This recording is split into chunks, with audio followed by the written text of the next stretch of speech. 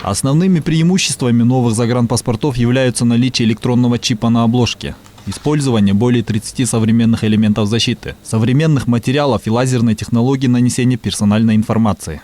Данный паспорт, как вы видите, имеет золотое тиснение снаружи. Внутри находится страница данных, состоящая из поликарбоната. На ней очень много элементов, в том числе тактильные элементы. Вот здесь прозрачное окно, то есть сквозь него здесь будет изображение нанесено, которое видно насквозь, сквозь карту, то есть подделать его практически очень трудно. Наносится изображение здесь при помощи лазерного гравирования. Здесь также находится голограмма, гелиошированные узоры, микротексты, нанотекст и очень большой список, можно продолжать его долго, защитных элементов.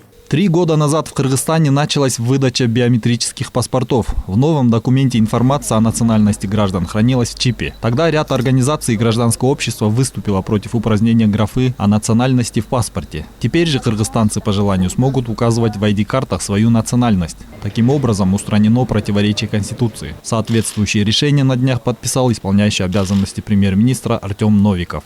В настоящий момент ID-карта останется абсолютно такой же, просто на оборотной стороне, ниже текста всего, будет впечатываться графа «Национальность» для тех граждан, кто пожелает эту графу иметь в своей ID-карте, то есть по выбору гражданина.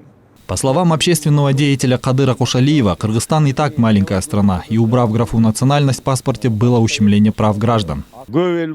Если бы мы были наряду с такими странами, как Китай или Индия, то мы бы не поднимали этот вопрос. Я думаю, что графа «национальность» в паспорте имеет огромное значение и поддерживаю такую инициативу. Теперь не нужно останавливаться на достигнутом, а наоборот, нужно усиливать национальную идеологию в стране.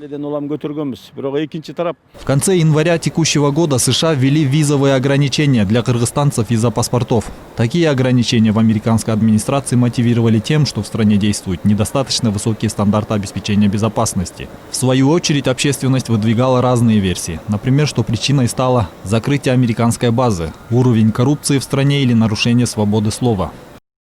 Это все не соответствует правде. Есть только одна причина. Кыргызстан не выдает гражданам электронные биометрические паспорта. На сайте ИКАО можно увидеть список из 160 стран, которые выдают электронные или биометрические паспорта. Подделать чипы в биометрических паспортах невозможно. 30 стран еще не ввели такие паспорта, и Кыргызстан среди них. Отметим, 29 мая был подписан контракт на поставку бланков электронных паспортов с победителем тендера – немецкая компания Mühlbauer ID Services. Внедрение новых документов запланировано на первое полугодие 2021 года. Азамат Кендешев, Алтынбек Саакиев, Нью ТВ.